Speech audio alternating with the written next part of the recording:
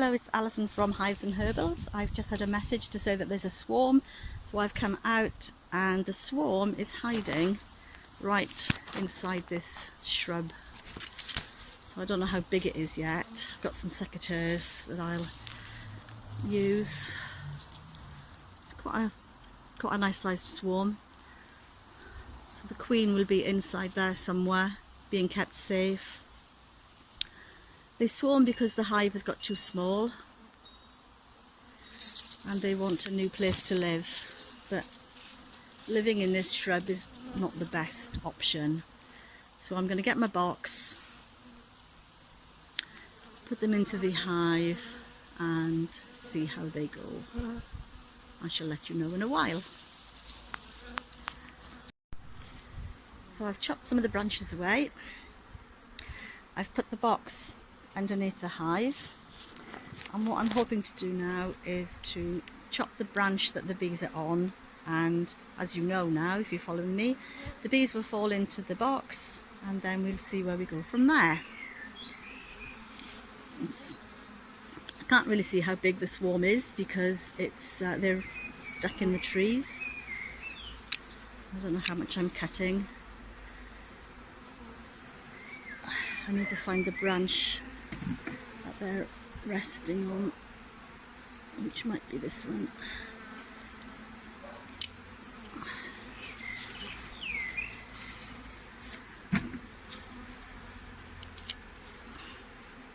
This poor shrub is having a bit of a prune. I'm sure the owner won't mind.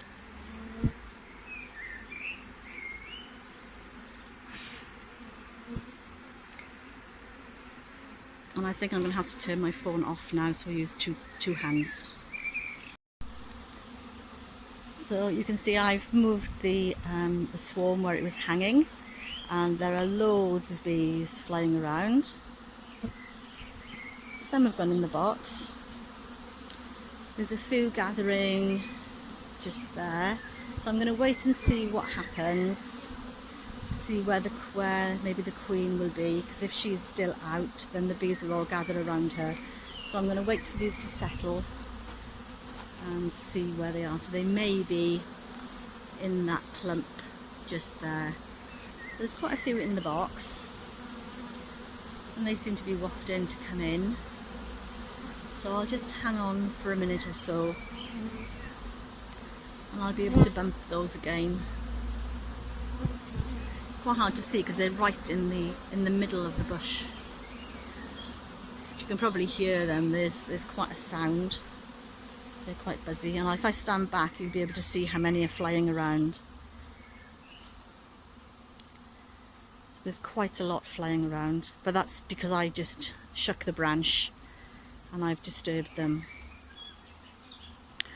So they're the least likely to sting now because all they want to do is protect the queen and find a new home. So they've got no babies to look after, they've got no honey to look after, and so it's just the queen and their idea of getting a new home. But a new home in a bush isn't going to be very helpful. It'd be much better if they were in the hive. So we'll see what happens next. Already there's many less flying around. And they're doing what they're supposed to do this time. They're going in the box quite easily and very quickly. I've just seen a few male bees. I'll see if I can find one to show you. So these are all the females. These are the workers. He's just flown off, so I can't show you him because I can't catch him. If you can see them with their bottoms up in the air, it's called a Nasnov gland, and they're wafting it to call all the bees to come in the same direction. So I'm pretty certain the queen is in the box, which is good news.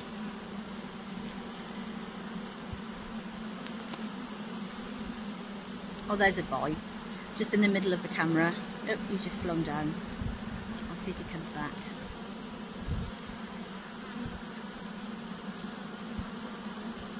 There's a few boys flying around, so they're much bigger. Just stay here to see if they come. So here's a male. He's quite a lot bigger. I'm not quite sure what he's doing. He's got bigger eyes and he's got bigger muscles, so he can fly to catch the queen. So his sole purpose in life is to mate with the queen.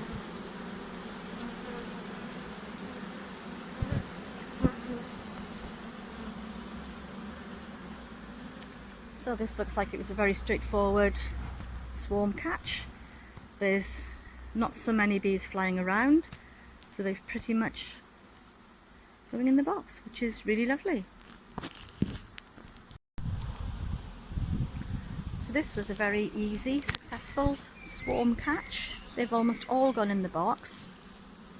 What I wanted to show you was the different colour of bees.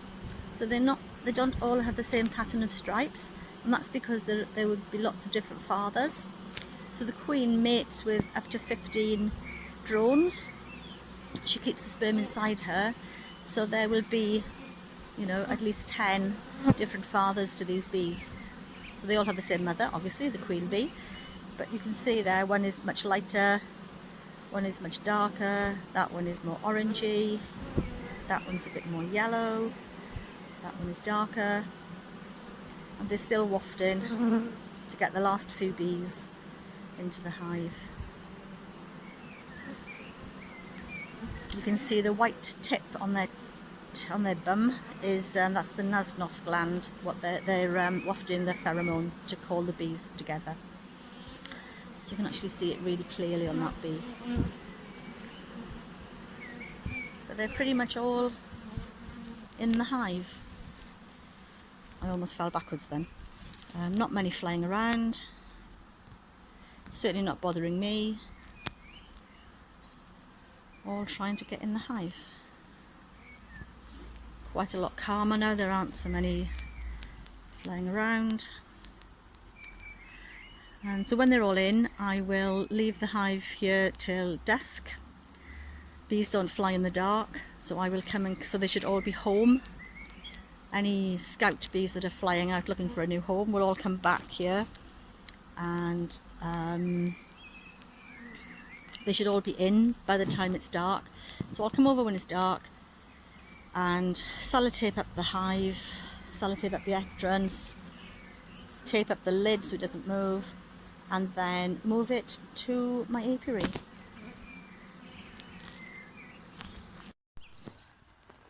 Hello, I've come down to collect the hive now. It's quite dusk. It's not very warm, so the bees, they're flying a little bit. I'll just lift the lid up to see what's in there. They should all be nice and cosy inside. There they are, all busy.